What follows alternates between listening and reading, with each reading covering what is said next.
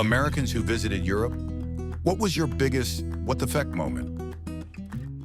Y'all get how many days of paid vacation and sick leave and public health care?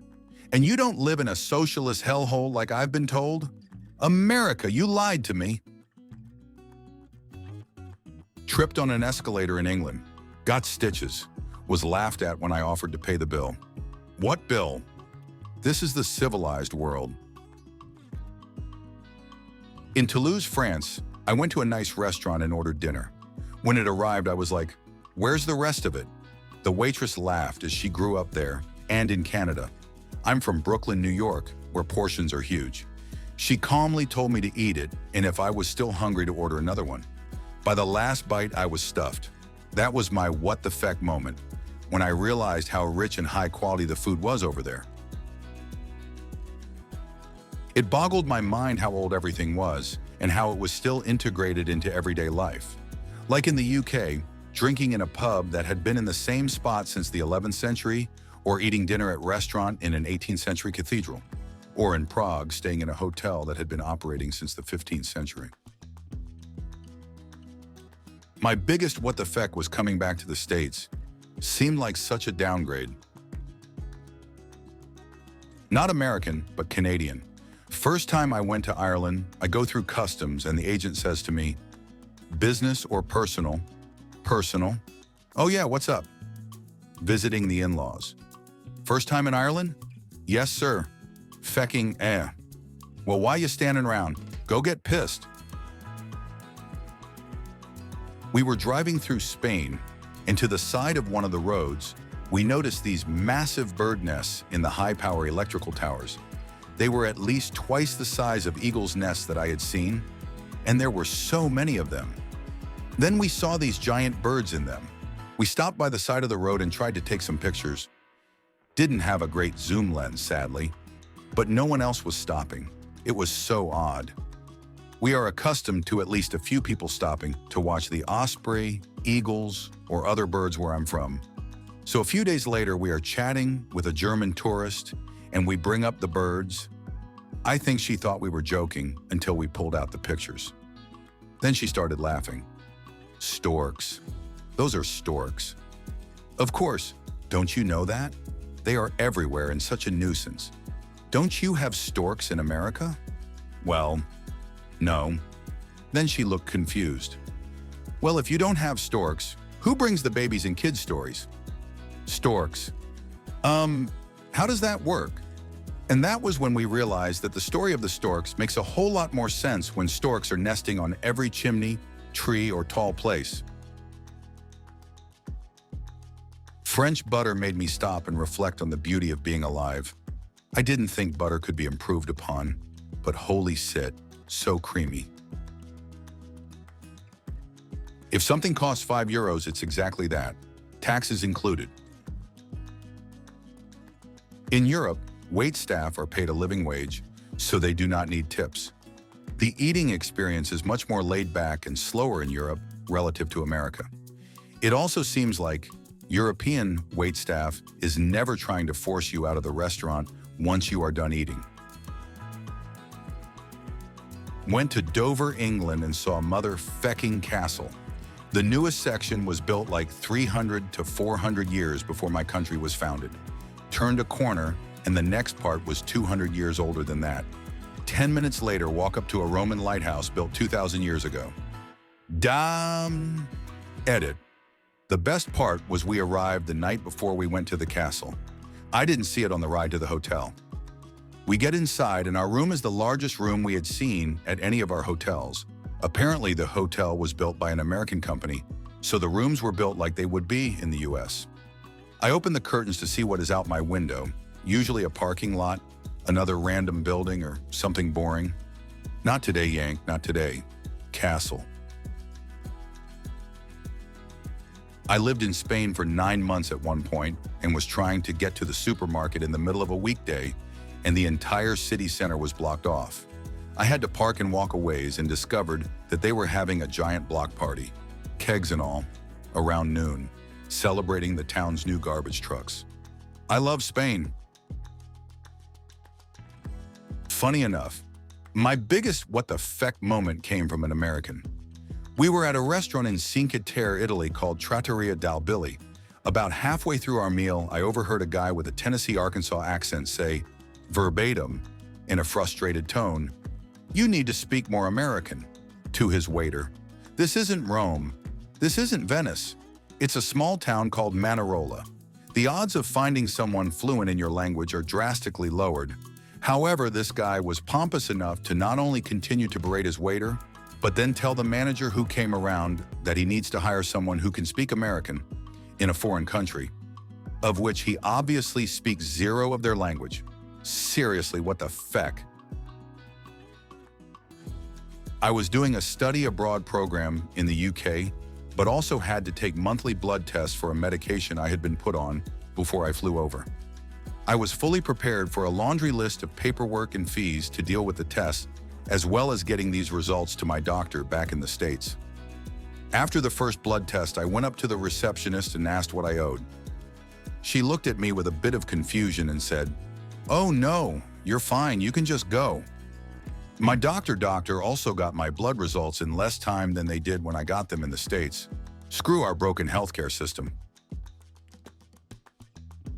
Went to Denmark on a whim with some friends.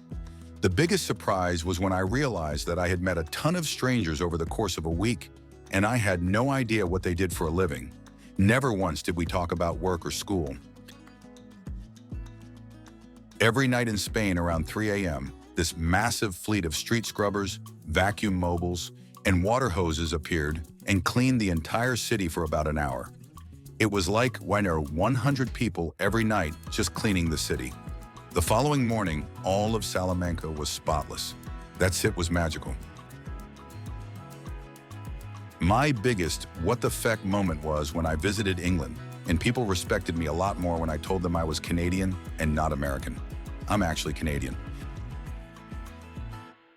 When I visited the hospital and had x-rays done, spoke with 2 doctors, and was triaged by a nurse, all with no health insurance, and my total bill was 24 euros. Then I had to pay 10 additional euros for some painkillers, again with no insurance or anything.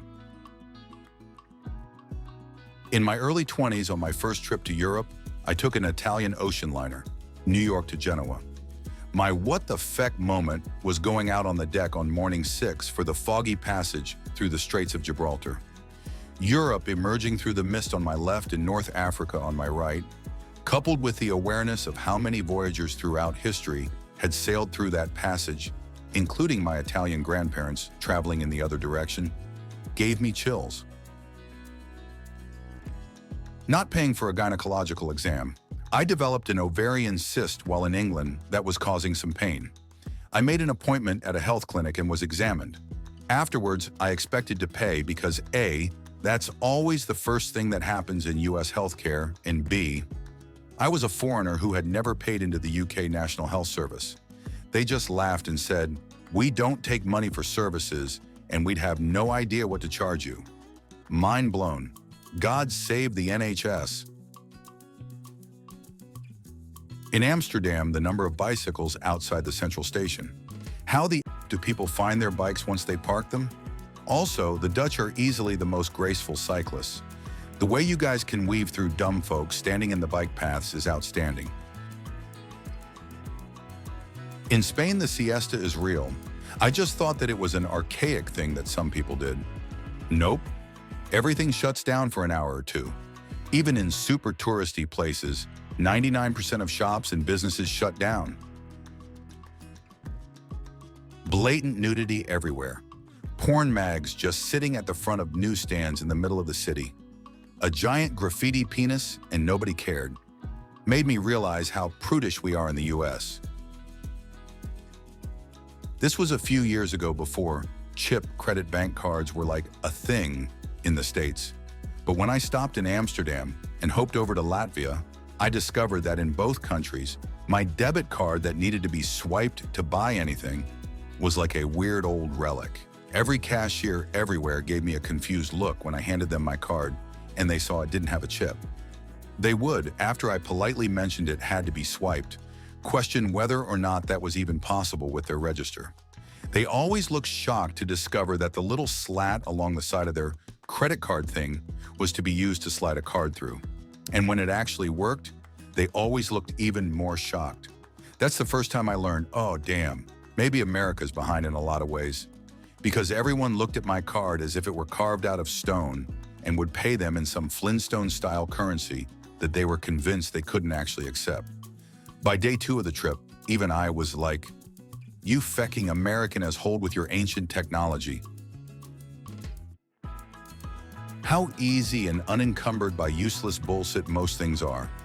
Getting on a 5:30 train from Brussels to Berlin, show up at 5:20, and get laughed at by the Germans who will finish their beer at exactly 5:28 because they know the walk from the bar to the platform is 1 minute and 57 seconds.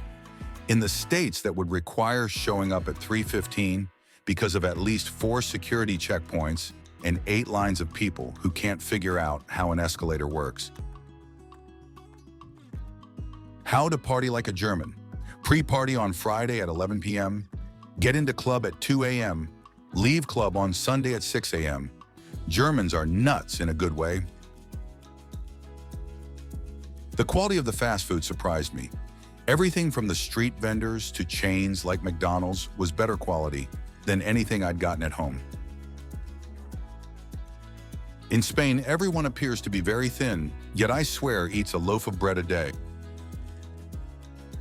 That their standard of living was just as high as ours, but everything was smaller. Smaller apartments, smaller cars, smaller grocery stores, and fewer jars of peanut butter in the smaller grocery stores. Orange Fanta actually tasted like oranges.